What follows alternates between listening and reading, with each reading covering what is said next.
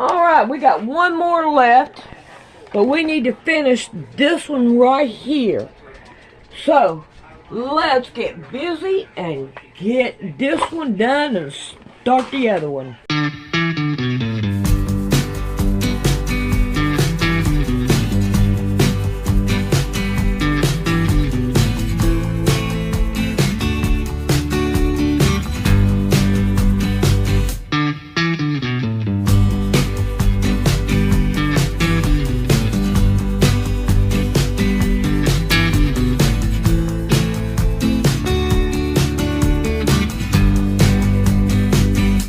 Have to hope knowledge is power. And through media platforms like this, through your podcast and the Rogans of the world, we're now waking up. And we are discussing this as free thinking, free people. And that's the beauty of this country. Like this, where else could we go take a shit on the Senate floor and drop these bombs on our elected officials and basically read them the riot act about what we're seeing and make it public? This was broadcasted to the public. I don't know if you know, but over 2,000 people made the trip. They had to have an overflow room. Americans are pissed. Yeah. They aren't buying it anymore. They now know the magic trick. We're asking the questions. And just like in medicine, we can't cure what we don't diagnose. And we can't diagnose if we don't take a look. And so we are getting to the root cause of the disease. And now I feel like we've diagnosed the root cause. As a society, as a public, as free-thinking individuals. The question becomes, what's the treatment? And how do we get us back to being healthy? And it wouldn't take that much. Callie Means talks about this. If we just pivoted healthcare to focus on metabolic disease, and we took all of these extreme expenditures that are outlying out there, and we focused on just addressing metabolic health, overnight, we could change the trajectory of chronic disease. And if we just changed the incentive systems to where the FDA was not allowed to move back and forth between the private industry and back to the government service, because when you're in that cross-pollination ecosystem, I have to question if you're serving the people or you're serving the pharmaceutical company that's going to give you a job in 6 months. Right? And we know that now as a society. It's being exposed, it's being talked about, and we, the people, can make change through our pocketbooks, through our decisions, through our discussions, through educating our friends, our loved ones, through podcasts like this. Like, that's the first step, and we're there, we're in it. The next step is going to be people drive policy, and policy drives politics. So if we can drive policy through the people, through our voices, we can fix these things. But short term, I tell people, man, you can in one hand and wish in the other and see what fills up first, man, because 400 trillion to 1, those are the chances you're alive right now today. Are you going to put it in these people's hands? Are you going to let these people make these choices for you? Because we know where they're going to take you. If you go and you eat the average American diet, live the average American lifestyle, and you see the average American doctor, you will die of the average American chronic disease. We are a chronically ill society. We have got to take accountability and sovereignty and quit worrying about when somebody else is going to fix our problems. Roll your sleeves up and go fix your own problems. And there are outliers like cancer and these things that could blindside us. But you know what the number one risk factor to cancer is, other than smoking? Is obesity and metabolic disease. Everything goes back to our metabolic health, making better choices, getting outdoors, spending time with loved ones, trying to really address it from the root cause up. And we can make change with time. I mean, maybe I'm overly optimistic, but I really believe for the first time ever, Americans are awake. Like, we're not blind anymore. We're awake.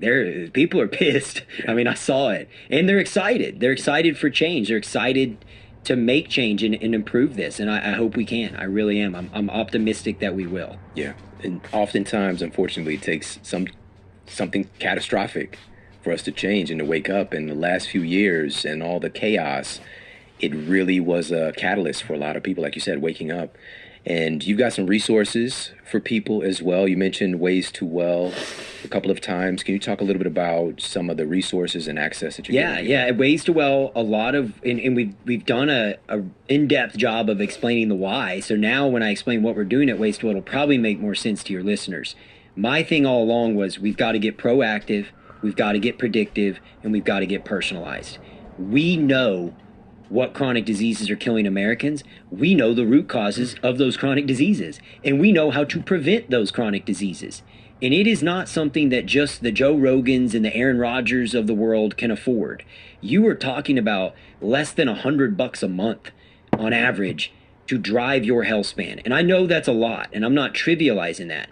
But with a lot of my friends who go, well, I can't afford that. I go, I know how much beer you drink. I know what car you drive. I know all the tennis shoes you buy. Apps. Yeah. It's like, this is your one shot at this. You won the lottery. You're alive. We're here. Are we going to let them destroy our body? This like, think what people spend on cars, mattresses, houses. Those are temporary things. This is the one body you get for the whole time you're here on earth, and you spend 100% of your time in it. Like, let's honor that. Let's take accountability and sovereignty and take back our health from these people. And how you do it, and it doesn't have to be waste. Well, there's hundreds, if not thousands, of companies out there. I would tell people, go out and try a cash pay clinic. Do your research. Don't just blindly walk into a clinic and go to the first one that's right down the street from you. How much time do you spend finding what restaurant you're going to go to dinner with your wife on a Friday night?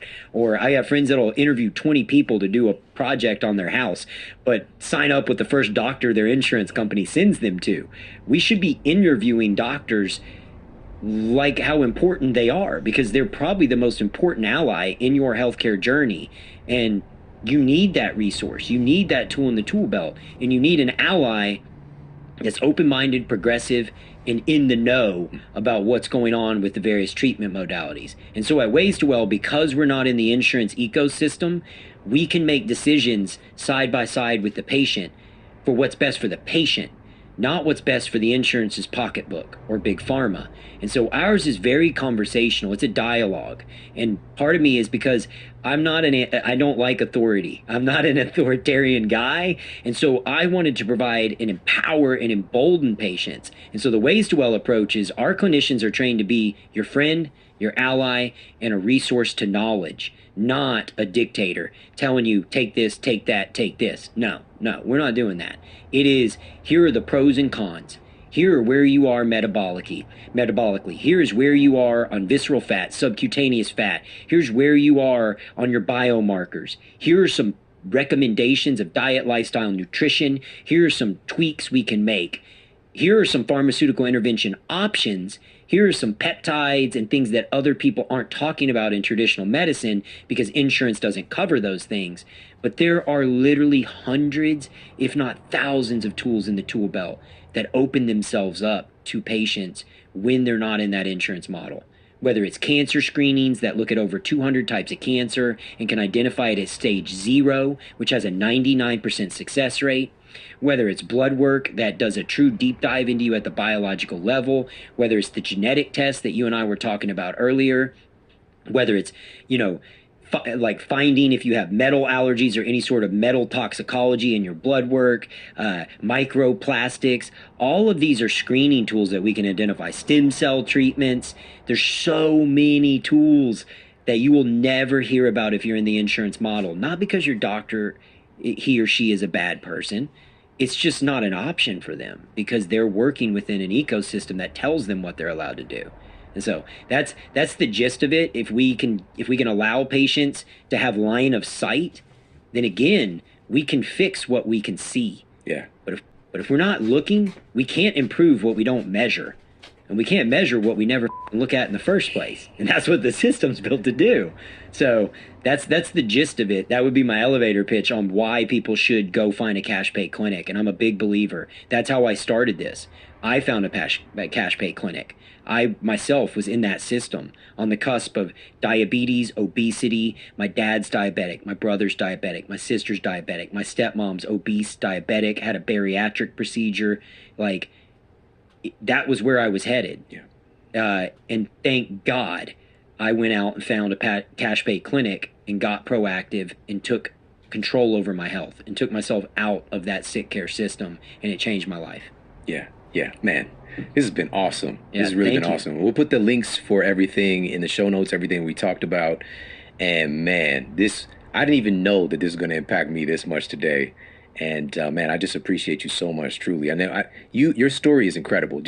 Sometimes if we just sit and think back on all the things that we've been through and accomplished, the risk that you've taken, the investments that you've made to create this life, and now you're impacting all of these people and really helping us to think differently about this. And even just doing the numbers. I love it when somebody could do the numbers. You could potentially save money just because of the whole copay phenomenon. You could potentially save money doing a cash pay system. A lot of times it is cheaper for patients. And I really appreciate you having me on, man, because you drop knowledge bombs on me. I've done a lot of podcasts over the last year because of Joe, and people see me on Joe, but man, I learned a lot just talking to you. You are a plethora of knowledge, and you were dropping some knowledge truth bombs on me today. So I learned a lot. So thank you for having me. Corporations, big pharma, are actually psychopathic. You've got a lifetime of an ailing human being from cradle to grave. The title was Big Food and Big Pharma Killing for Profit with a question mark. I think the question mark can be removed now. Although they're allowed to develop drugs, they should no longer be allowed to test them. And yet there are no consequences. Do you think there ever will be? They don't understand that the real root cause of the pandemic of chronic disease are these very industries that they are supporting. Callous unconcern for the safety of others, incapacity to experience guilt, repeated lying, and conning others for profit. Everybody needs to know that. Every politician, every doctor, every member of the public, as soon as they know, when they hear the word big pharma or big corporation, the first word that comes into their mind is psychopathic. Then we will start to win this battle. Hi, Dr. Asim Malhotra. It's lovely to see you. When we last spoke together, it was about your documentary, First Dural Farm, which was just making its appearance. How has that been going, and how has it been received? Great to talk with you as always, Neil. Actually, very well. We've screened it in many different places. We had a screening at the beginning of my trip here in Capitol Hill, which was hosted by Senator Ron Johnson. Very well received. People just praising it constantly. They feel that it is definitely the documentary that helps people understand why we have this over-medicated society, why we've got this pandemic of chronic disease, but also offers solutions. The root cause of the problem is that it is really based upon the excesses of corporate capitalism. And, the big pharma are now in a position where they've had increasing both unchecked power, both visible and invisible over many, many years, to the point where they are now essentially a tyrannical force that is oppressing information that is going to be helpful to improve people's health. So I think there's a lot to chew on in the documentary, but I've been all over America, and the response has been pretty extraordinary. It's just that there are many themes, I suppose, within the documentary. For those that haven't seen it, and I would urge everyone to see it. But it's that big pharma undoubtedly wields political power because of its great wealth, and it's at the moment they can shrug off what sound like eye-watering fines when they are convicted of wrongdoing, but they're able to shrug off enormous fines because of the scale of the profits that are involved and that are a product of this industry. Absolutely, Neil. If you go back many years, even before the pandemic, I was so concerned about the fact that they had been committing this fraud for so long, deliberate deception in order to make money, because that's what they're incentivized to do almost legally. And being responsible for, again, this has nothing to do with the pandemic, it's pre-pandemic, killing millions of people. That I, on 3 separate occasions using mainstream media, which included the Daily Mail, the Guardian newspaper, the BBC, the newspaper, over a 3-year period, starting in sort of 2015. I called for a public inquiry. I said this is of the scale that we had in regards to, it needs an inquiry of the scale of the Chilcot inquiry into the Iraq War. And I even went to the European Parliament in 2019, Neil, and actually gave a talk with Sir Richard Thompson, who was the past president of the Royal College of Physicians and former personal physician to the Queen of England, who supported me on this, with this talk. And the talk title was "Big Food and Big Pharma Killing for Profit," with a question mark. I think the question mark can be removed now. We know that that's what they've been doing for a very, very long time. So it does need political action to solve the problem, because they've got to this position where they can control medical knowledge because of deregulation policies. And in fact, if you go back to when this really all started to accelerate in a negative direction, it was actually policies implemented by the likes of Ronald Reagan and Margaret Thatcher. Milton Friedman, who was the Chicago economist who got a Nobel Prize, who was the chief advisor to Reagan and actually largely responsible for our current economic system, said, paraphrasing him, "It is immoral," Neil, he said, "it is immoral for big corporations to put people ahead of profits." Now, why am I saying this? Something very interesting has happened very recently, as you well know. Donald Trump, who is now, as part of one of the main focus points of his campaign, in large part thanks to Robert Kennedy Jr., has put public health as a major, issue for his campaign. But within that, he has said that actually, if drug companies are found to be defrauding the American public, or found, it's very interesting, he used in quotes, or found to be putting profits ahead of people, they need to be investigated and held accountable. So this is ironic because, Donald Trump actually, during his presidency, probably accelerated the deregulation of big industry, including the likes of Big Pharma.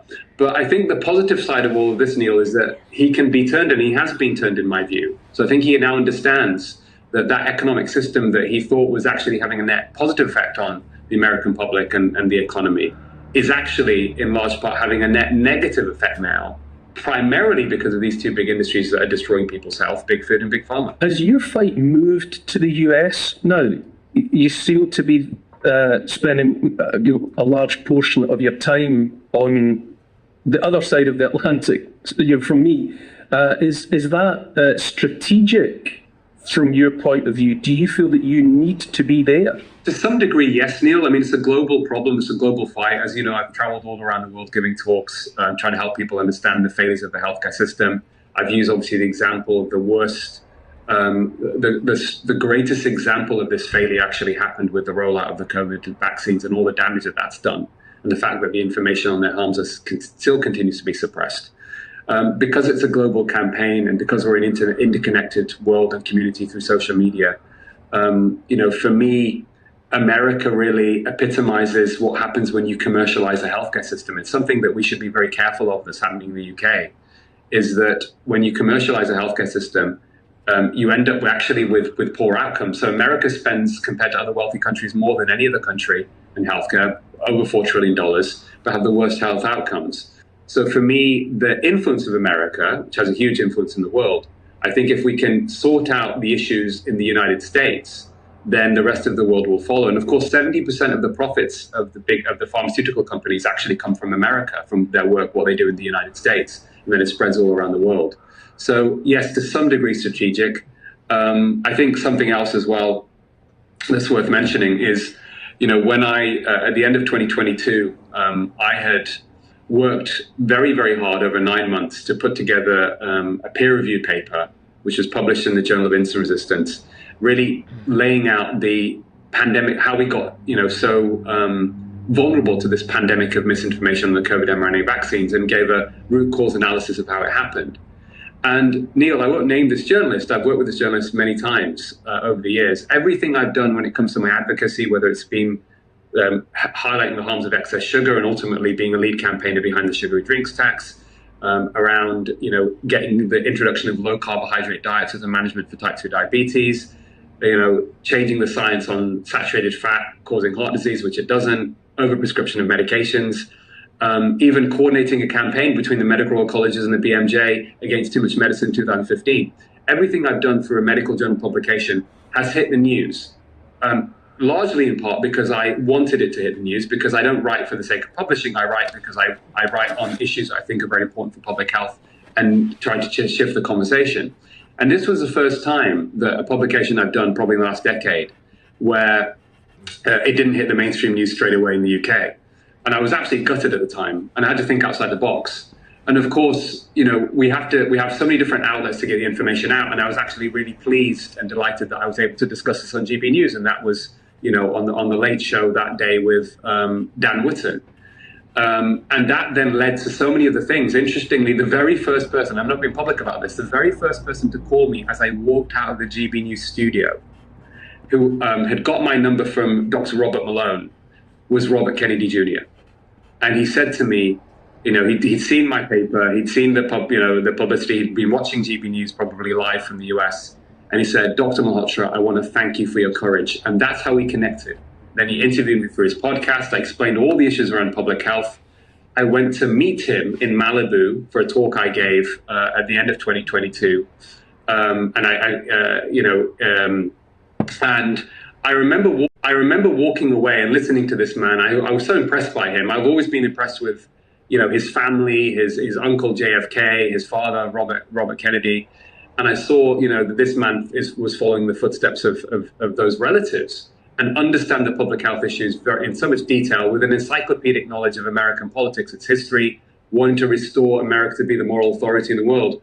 And I remember walking away, and two of his advisors on children's health defense, when they were dropping to the airport, I said to them at the time, I said, this man needs to run for president. And they looked at me and they were a bit like surprised. And I said, no, this is exactly his time. Now, I don't know whether that got back to him, but obviously a few months later he announced that he was going to run. But of course, the Democratic government at the moment, they did not allow him really to even, get to the point where he could be potentially elected as president. So he went to them, but ultimately he's aligned himself with Donald Trump in large part thanks to, very interestingly, a former Coca-Cola and pharmaceutical industry lobbyist turned good called Cali Means, who's realized all the destruction these big corporations have been doing. And now with his sister, who's a former surgeon at Stanford, they have been very, very powerful, strong advocates for this movement and are saying all the right things. I've spoken to Cassie, and I'm very much aware of what Casey and Cal Means have been saying. But I wonder, when you talk about Robert Kennedy Jr., do you think it's a pragmatism in a sense, because his focus has for such a long time been about health, particularly children's health in America? When you look at the Trump campaign and so many of the geopolitical issues, it's hard to see that they necessarily align with Robert F. Kennedy Jr. But do you think he's just made that pragmatic choice that his absolute priority, Kennedy's, is health, children's health, and that he sees there's at least an open door that he can push on with Trump? Completely, Neil, and absolutely, that resonates with me. But I think what's interesting is the power of changing minds of people that you think would not normally even go into this space. It's extraordinary that Donald Trump made that statement, saying that if they are putting, profits ahead of people, they need to be investigated and held accountable. But that's actually their business model, So maybe Donald Trump doesn't know that. And I think we have to accept that there is a lot of ignorance out there. There's willful ignorance when it comes to political ideology on these issues. Very honestly, my aim as a doctor is to reflect the evidence of what the best solutions are to improve public health, which will involve policies, of course, that are needed to really ensure that, we can protect the public from these excesses and manipulations of industry. But, traditionally, Neil, if you were to choose a political party that was more aligned with those values and on the evidence of public health, it was actually coming from the left. It was traditional Labour Party values. It was Democratic values. But everything seems to have flipped right now. I was shocked to learn that Kamala Harris, for her campaign, has received, more than $500,000 from Big Pharma, whereas I think the Trump campaign has received something like $200,000. But if you go back, over the last decade or so, and look at the political parties in America, they, in equal amounts now, take money from Big Pharma. And Big Pharma spent a lot of money lobbying these. They spent, even pre-pandemic, almost $500,000 per congressman or congresswoman on lobbying them for their interests. So, it's a uniparty system. I remember when this issue was coming up with my concerns about Big Pharma, inspired by the British Medical Journal 2012 launched this campaign against too much medicine, and the whistleblowers started contacting me about various things going on. And I raised concerns which actually got onto BBC News. I helped to get into BBC News. I wrote about in The Guardian about a clot-busting drug that was being used for stroke and how the data on it was not reliable, flawed, and was likely causing a net harm, probably killing people without benefiting people. And this got some attention. There was a publication in The Lancet on it. And I remember going and speaking to Andy Burnham, somebody I consider a friend. He's a mayor of Manchester. He was a former Secretary for Health, remember. And I told him what was going on. And he said to me, he said, Asim, and it was straight from the horse's mouth. He said, the Department of Health is too close to industry. Now, he said that several years ago. But what we've seen recently in the UK, apparently one of the most important ways to tackle the obesity epidemic is to give as many people in the UK this weight loss drug, Ozempic, which is now linked to at least 10 clear deaths in the UK. I mean, this is the same situation happening all over again. And I think it must be gross ignorance from the likes of Keir Starmer to this problem. They don't understand that the real root cause of the pandemic of chronic disease are these very industries that they are supporting, big food and big pharma. They need to understand what's really going on. And if they do that, Neil, and of course I made that documentary to get to the policymakers as well, they won't be able to unsee it. I don't think this is deliberate, malicious, wanting the health of the population to worsen. This is going very much in the wrong direction, and we need to turn it around. We need to turn the ship around. What troubles me most, Asim, I think out of all of it, is that there is, by now, 4 years in, there's so much damning information that's freely out there regarding, the lie that we were told about the interventions being safe and effective, which they plainly were unsafe and ineffective. That you were to take them to protect other people when there was no information that those products would stop transmission. The Azra Ghani Lancet piece about saved millions of lives, vaccines saved millions of lives, which was mathematical modelling, which even the medical fraternity were saying was only an opinion piece, and yet it's out there as holy writ. Vaccines saved millions of lives. All of that information is freely out there now. You can talk about it plainly without having to hide it, and yet there are no consequences. Do you think there ever will be consequences? I think there has to be, Neil.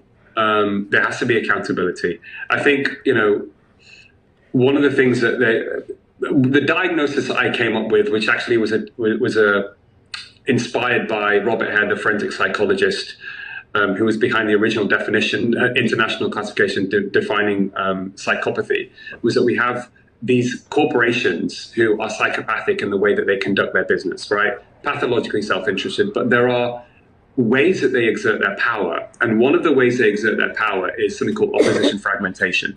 So there are people who are interested in asking the right questions, who have courage and integrity, and what they will do is they will smear us, they will try and silence us.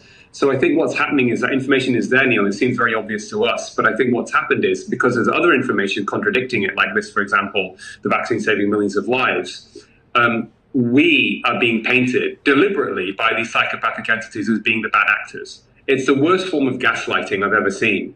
I